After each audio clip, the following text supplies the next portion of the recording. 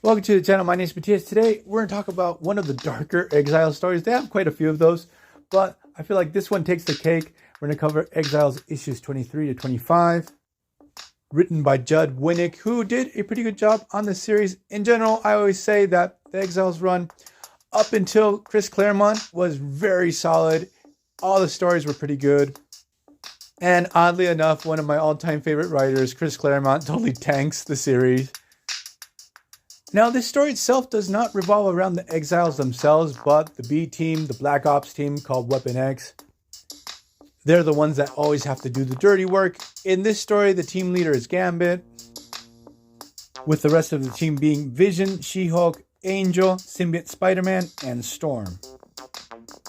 Now, they have arrived to this reality where basically Iron Man has taken over the world. He's gone completely mad and actually taken up the moniker of Doom. He is a real piece of work, and we get a brief introduction that there was a war between Earth's heroes and its mutants. That this evil Tony Stark actually funded both sides so he could slim down the superpowered community in general. So once both sides are weakened, he swoops in and takes over the world.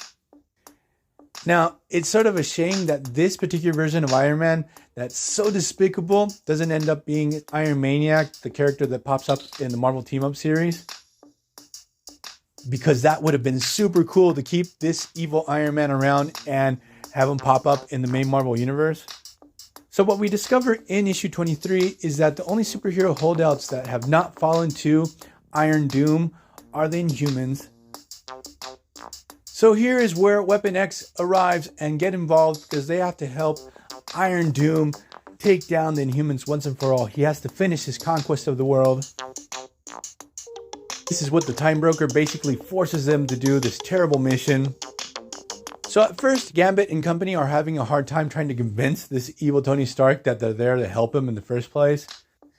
It's pretty funny because even though they're able to convince Tony that they're there to work with him and help him with Inhumans, he doesn't call off the hitmen that he sent to kill Weapon X in the first place.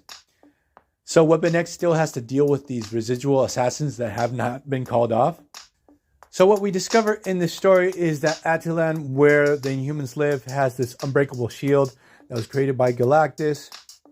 There's only one key that was created on the outside that would allow any invading force to use to be able to penetrate the shield. For some reason, it's under the possession of Wonder Man, who is living with Scarlet Witch. This is like the only weak part of the story for me, because even though we get an awesome moment where we get the super cool battle, to leave this key out in the wild, it's a liability for the Inhumans. I don't understand why Black Bolt didn't send anyone to retrieve it prior to this. So we have Weapon X go toe-to-toe against Wonder Man, who they discover is gamma powered now. He had battled against the Hulk and absorbed all of his gamma energy now. So he's crazy powerful, and also they have to deal with the Scarlet Witch. What Gambit ends up doing is he throws this grenade given to him by Tony Stark that teleports Wonder Man and Scarlet Witch to the negative zone, but also at the same time ends up killing She-Hulk.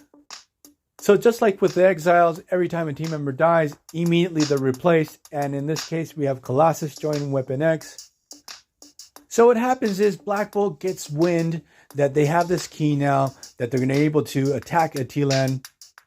So I'm going to stop the video here just for 1 second. I'm going to give you guys spoiler warnings. This story is worth reading. So what happens is Black Bolt decides to kill everyone there. He kills every single Inhuman.